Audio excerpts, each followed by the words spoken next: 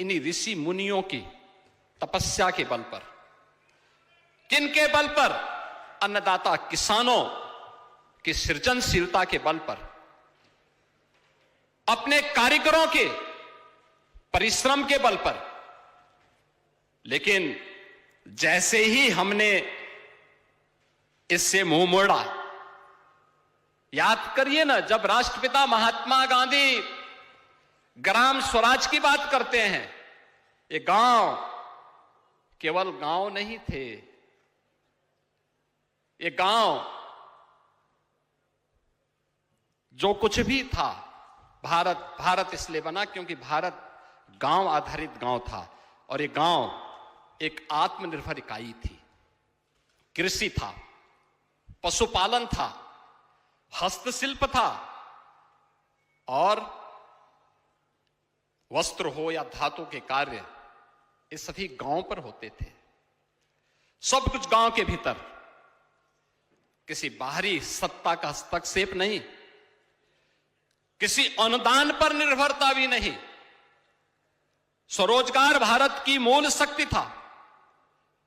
हमारा किसान उत्पादक था, कारीगर उद्यमी था, और व्यापारी राष्ट्र को जोड़ने का सेतु था। उत्तर से दक्षिण तक, पूरब से पश्चिम तक, दुनिया के देशों तक भारत के व्यापार को पहुंचाने का माध्यम हमारा व्यापारी बनता था।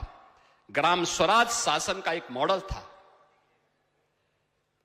निर्णय गांवों में, संसाधन गांवों के, उत्तरदायित्व भी गांव का।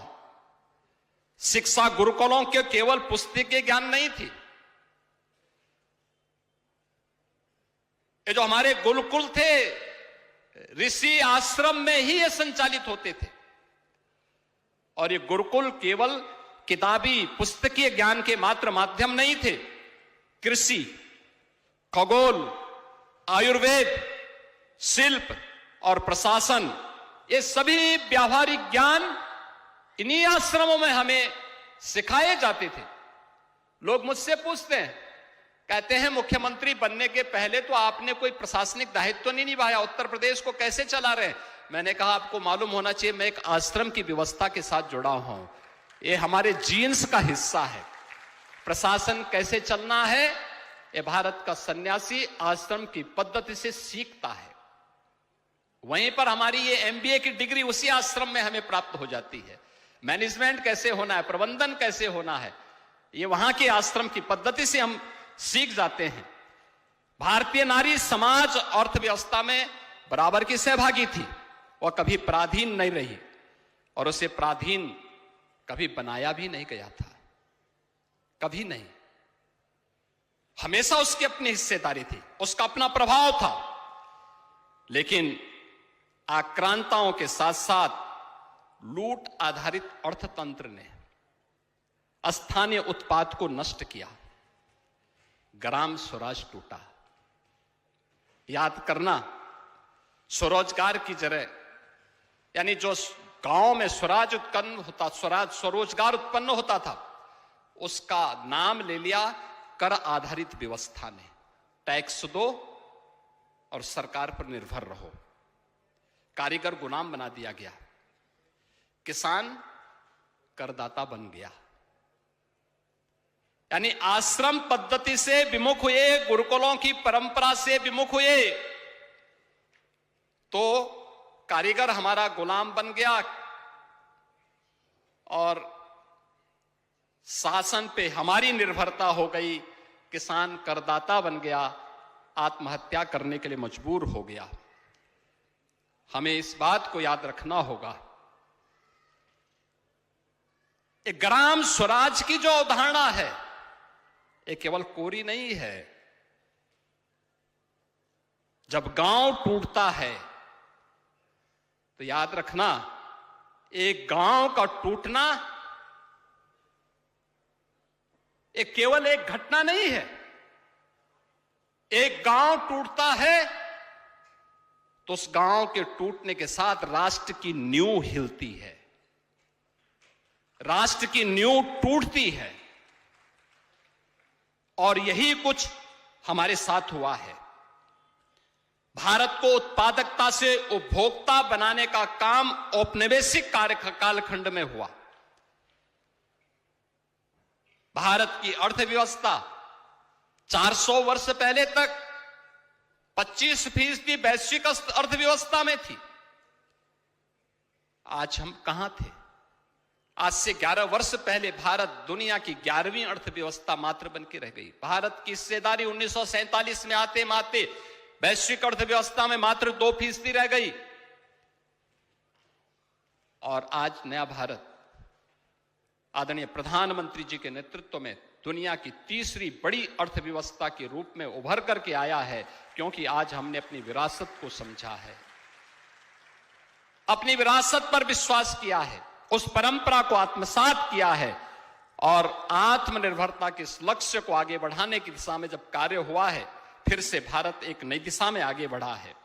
हम सबको इस बारे में ध्यान में रखना होगा। जब हम भारत की बात करते हैं, स्वाभाविक रूप से उत्तर प्रदेश और उत्तराखंड का निर्माण हमारे आज के आदरणीय रक्षा मंत्री जी ने ही 2000 में किया था, जब वो उत्तर प्रदेश के मुख्यमंत्री थे। उत्तराखंड ने तब से विकास की एक लंबी यात्रा तय की है। विकास की उस यात्रा में उत्तराखंड निरंतर आगे बढ़ा है।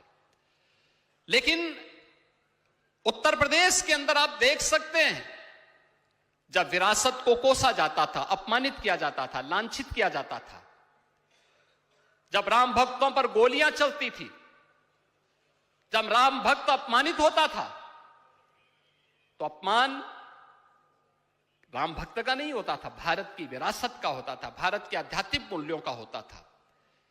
परिणाम क्या था? उत्तर प्रदेश अराजकता का अड्डा बन गया था, लूट का अड्डा बन गया था, दंगों के आग में झुलसता था, गुंडागर्दी चरम पर। न बेटी सुरक्षित थी, न व्यापारी सुरक्षित था। विरासत का सम्मान हुआ, बेटी भी सुरक्षित हो गई, व्यापारी भी सुरक्षित हो गया। उत्तर प्रदेश देश की नंबर 2 की अर्थव्यवस्था के रूप में आज धमाके से अपनी यात्रा को आगे बढ़ा रहा है। कोई सोचता था 500 वर्षों के बाद अयोध्या में राम मंदिर का निर्माण हो पाएगा? आज भव्य राम मंदिर बन गया, भव्य राम मंदिर। माननीय दिनेश जी बैठे हैं, भव्य राम मंदिर बन गया।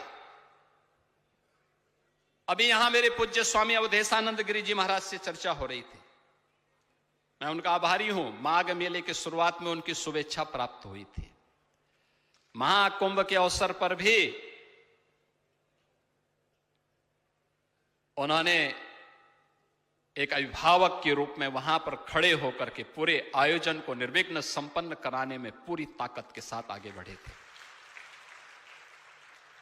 माघ मेला केवल कल्पवासियों का मेला होता था, और इस बार माघ मेले में अब तक पौष पूर्णिमा से लेकर के अब तक 21 करोड़ श्रद्धालु गंगा, मां यमुना और सरस्वती की त्रिवेणी में डुबकी लगा चुके हैं, आस्था की पवित्र डुबकी लगा चुके हैं।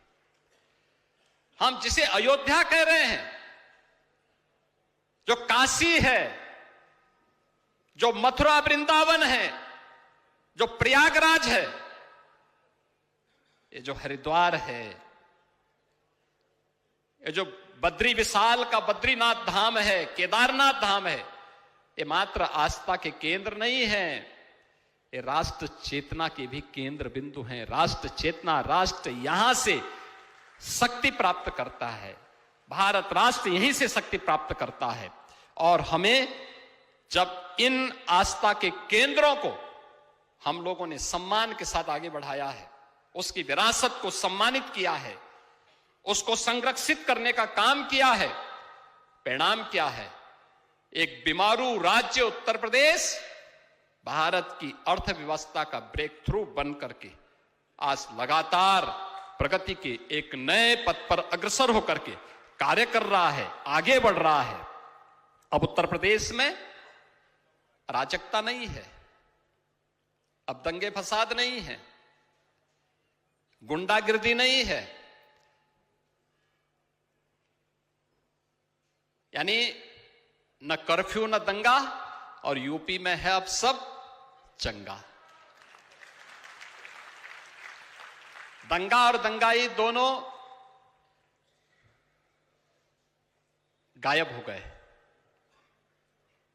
कर्फ्यू उनमें लग गया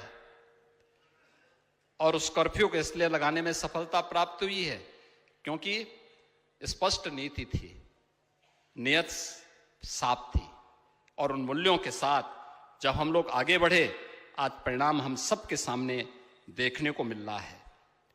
उत्तर प्रदेश